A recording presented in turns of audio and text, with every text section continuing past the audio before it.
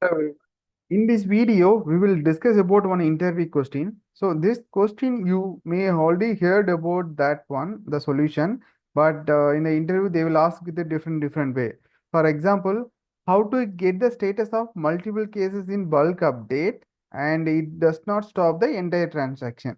Means like, for example, if you are trying to update 10 records, the 5 record there is no error, and 5 record you got an error. Okay, so we need to capture those all error message we need to get. File record error message we need to get. So how we can get?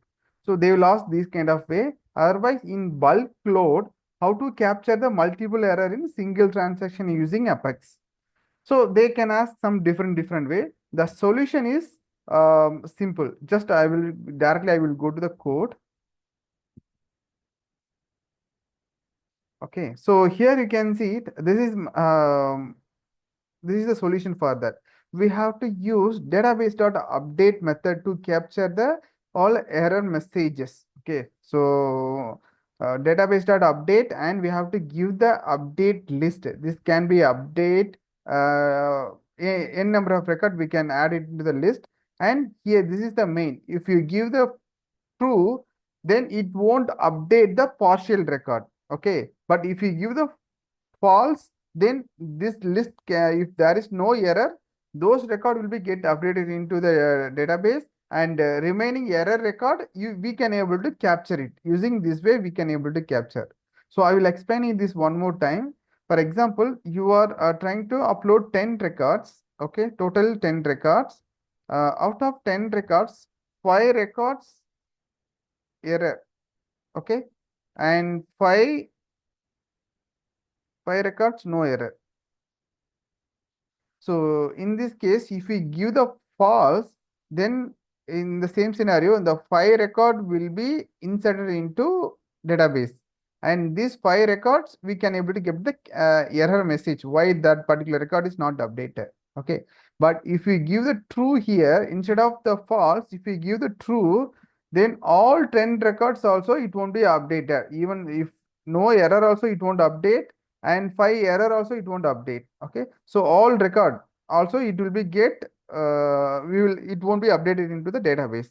Okay, so if we give the false, then the partial transaction will be happened, and we can able to get the remaining that error records details we can able to get using this mail. So database dot save result, and this is the variable of the database dot update method. And if we use the result dot is success, okay, then we will get the success error, but I have given not equal to in I have added. So using this way we can get the all the failed records we can able to get. It will come to this if loop, and we can capture the error message like a result dot get errors of 0 dot get message. So using this way we can able to get the all the failed error messages we can able to get. Okay, so here this one is nothing, just I have queried all the case status as new, and I am trying to update the status as closed. Okay, so in the each business logic, the closing the status case, closing the status can be some different logic. They may be written some validation rule before closing that cases. Okay, so in this case, if there is no error, we can it will be update or record into our database. If we got an error, we can able to we should know. So for that only we can capture using this way.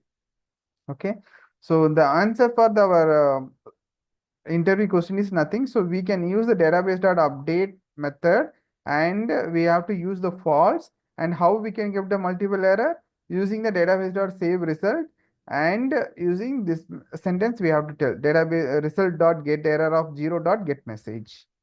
Okay, so just I written the same thing here. Database.update method allow you to specify all or none equal to false, which process the validation records and return a list result list indicating which record got failed. Okay.